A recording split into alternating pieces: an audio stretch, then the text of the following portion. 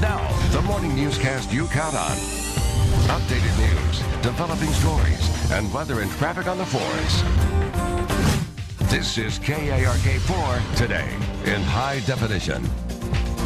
And a good Thursday morning to you, and welcome to KARK4 Today. I'm Mallory Harden. And I'm Wendy Suarez. Thanks for waking up with us. Coming up in this half hour, back with family. 2 Americans arrested and detained in Iran are now free and out of that country. We have the very latest for you straight ahead. Strong message. President Obama spoke at the UN meeting yesterday in New York City. His message regarding peace in the Middle East, the death of Osama bin Laden, and his pledge to Europe as their economy remains on the brink of collapse. And head-to-head, GOP presidential hopefuls will take to the stage tonight in Florida. How viewers will be the ones asking the questions. That's in this half hour. But first, after more than 2 years in prison, the U.S. hikers are out of prison and out of Iran. Taking a quick look at your headlines now. Josh Fatal and Shane Bauer ran off the plane to greet their families yesterday. The 2 were arrested on the Iran-Iraq border in 2009 and later sentenced by Iranian authorities to 8 years in prison for espionage. Their supporters say if they did enter Iranian territory, it was an accident while hiking. We are so happy we are free and so relieved we are free. 2 years in prison is too long. They were freed on $500,000 bail each. Their lawyer says the Oman government provides those funds. Well, here at home, an Arkansas couple featured on the MTV reality show 16 and Pregnant, getting more attention for how they take care of their child, this time from police. A Jacksonville police report says authorities arrested Joshua Rendon and his wife Ebony Jackson Rendon for endangering the welfare of a minor and maintaining a drug premise, among other charges. Officers searching the family's home at the Little Rock Air Force Base found drug paraphernalia and the house in deplorable conditions. The Department of Human Services has taken custody of the couple's toddler. Pine Bluff police need your help finding a 15-year-old missing girl. Cherie Simmons left her home in the 1100 block of Walnut Street sometime early Saturday.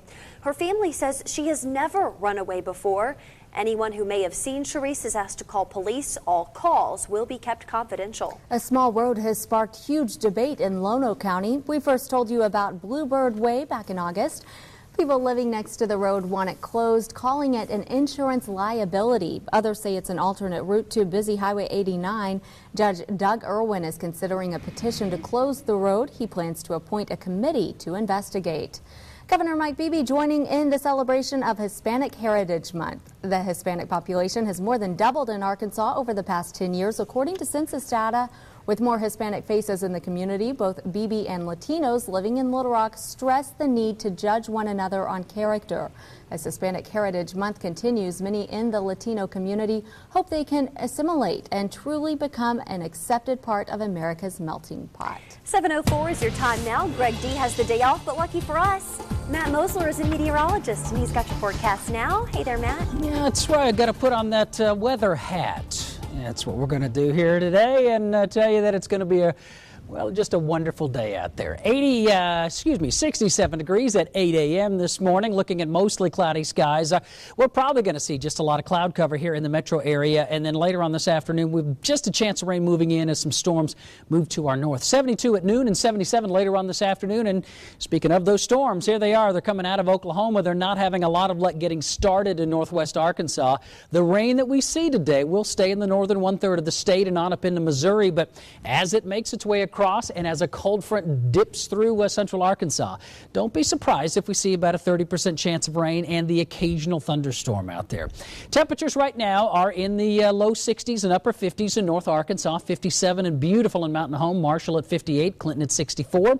Central Arkansas looking at temperatures in the low to mid 60s just about everywhere you go, and down south there are some 50s out there. 57 in Rising, 57 Fordyce and Camden checking in at 54. Everybody else in the low 60s.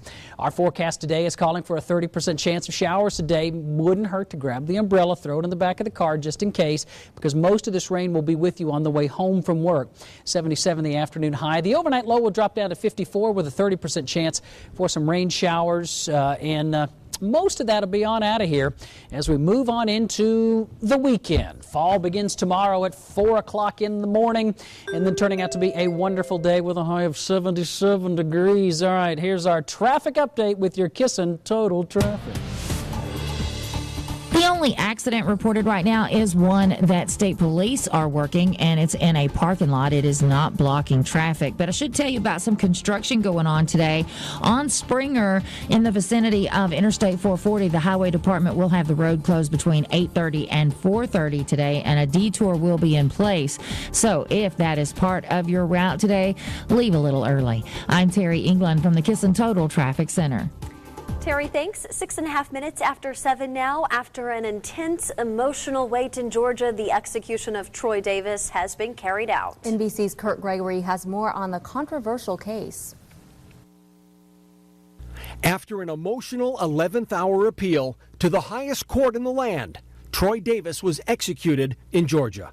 The court-ordered execution of Troy Anthony Davis has been carried out. According to witnesses, Davis's last words were a denial of responsibility for the crime he was convicted of. Said that he was not personally responsible for what happened that night, that he did not have a gun. He said to the family that he was sorry for their loss, but also said that he did not take their son, father, brother.